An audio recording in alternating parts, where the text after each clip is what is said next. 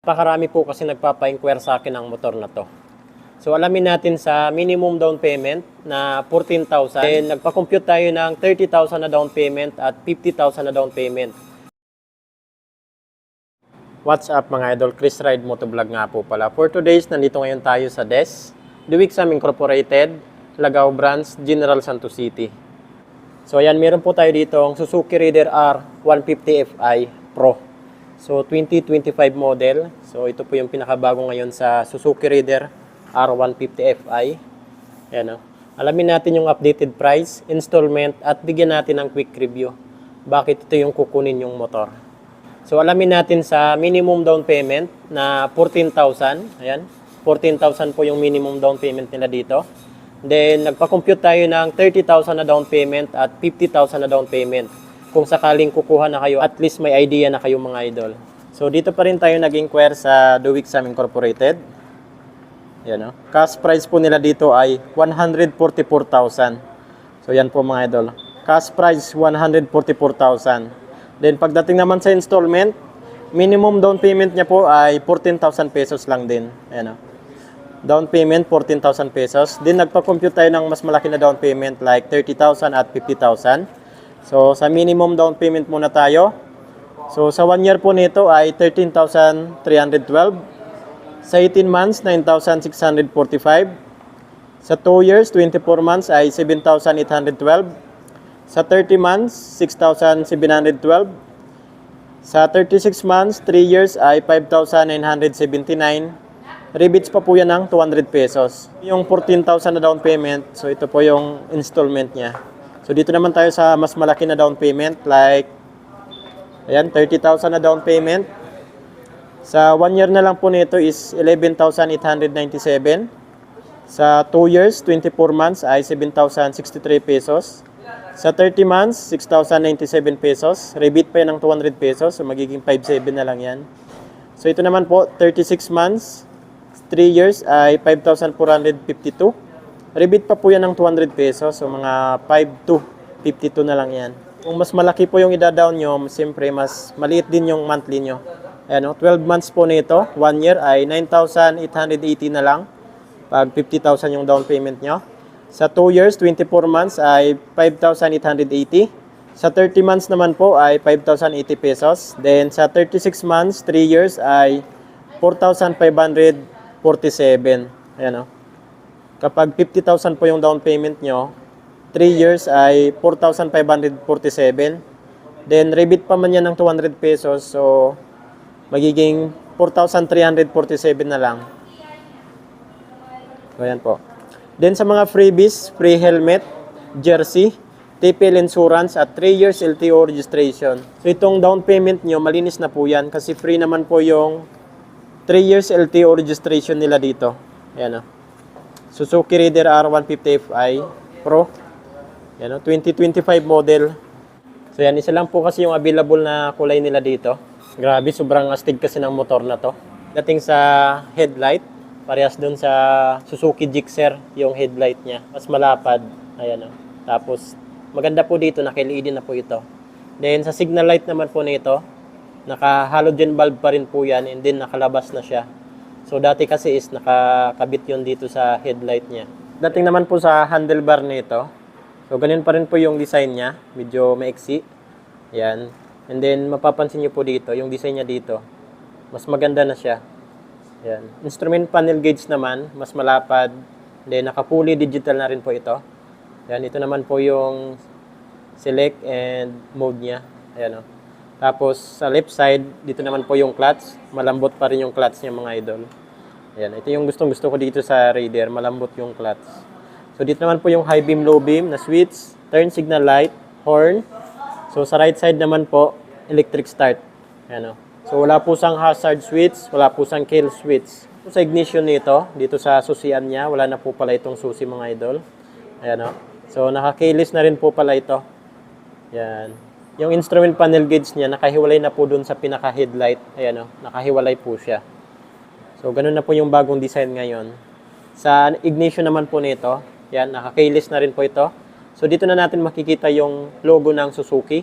Ayan o. Tapos, dito naman po yung compartment niya. Push lang natin. Then, ma-open na po yan. Yan, meron po sa ditong napakaliit na compartment. And then, meron na po sa power socket. Yan, oh. Pwede na po kayo dito mag-charge ng cellphone kasi naka-USB type na rin po yan. Ayan po. Wow, tapos may takip din siya. Ayan, tapos ito may takip. So, yung cellphone kasi hindi kasya dito. Pero okay na rin yan kaysa sa wala. Pagdating naman po sa suspension nito sa harapan, naka-telescopic. And then, ganun pa rin po sa dati, yung size ng ano niya, telescopic. Then, sa brand naman, ganun pa rin po. Naka-Showa brand pa rin po yan. Front fender, naka-glossy black. Then, saktong-sakto lang yung ano niya.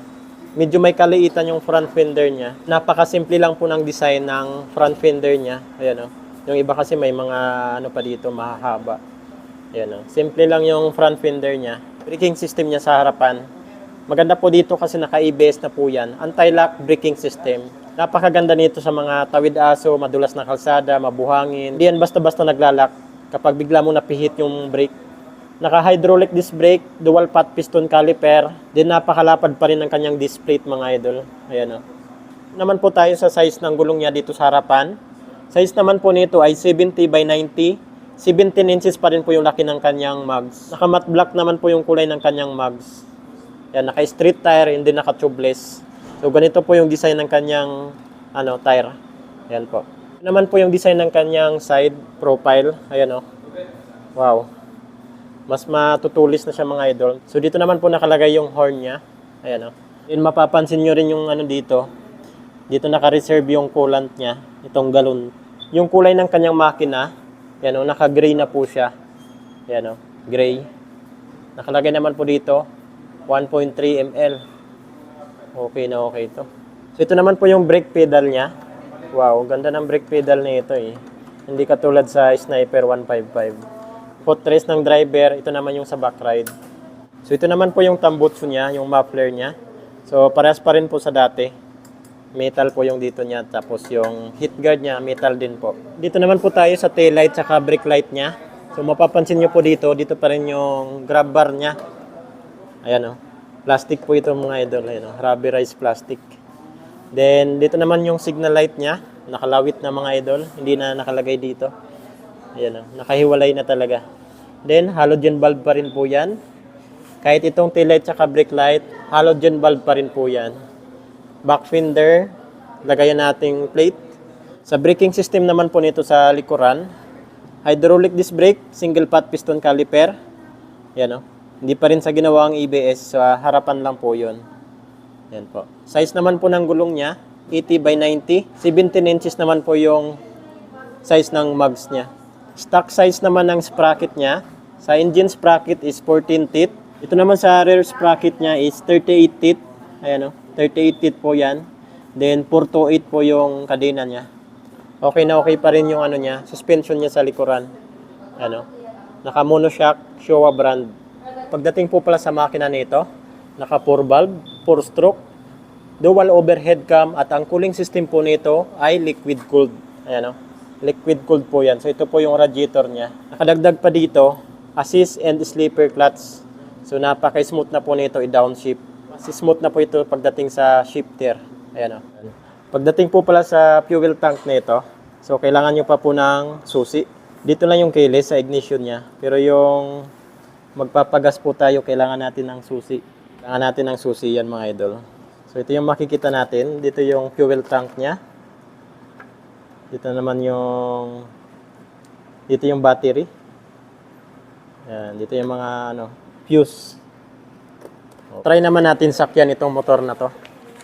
Yan, ito po yung niya, pormahan kapag nakasakay na po tayo. Wow. Pasubsob po talaga para kang naka-sports bike. Bakit Suzuki Raider R150 Fi Pro pa rin yung kukunin yung motor? Yan o. Unang-una kasi dyan, matipid sa gas kasi fuel injection na po ito. Then, naka-ABS na rin po ito. Anti-lock braking system. Isa pa dyan, yung mga ilaw po nito, naka-LED pa rin. Ayan o. Yung headlight, naka-LED na po yan. Signal light, tapos tail light, saka brake light, halogen bulb pa rin po yun. Then, pagdating sa handling, madali lang po talaga yung maneuver itong motor na to. Sa underbone, 150cc na category, ito yung pinakamabilis. King of underbone.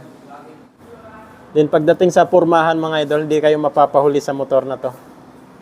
The best pa rin to mga idol. So yan, kung may mga ipapa-inquire pa po kayo sa akin na motor, comment nyo na lang po sa comment section ng ating video. Meron po tayo ditong Kawasaki, Yamaha, Honda. Yan, marami pa po dyan mga idol. So kompleto po dito ng Japanese brand. Yan, Chris Ride Motovlog. Ride safe po tayo palagi. God bless you all. Thank you.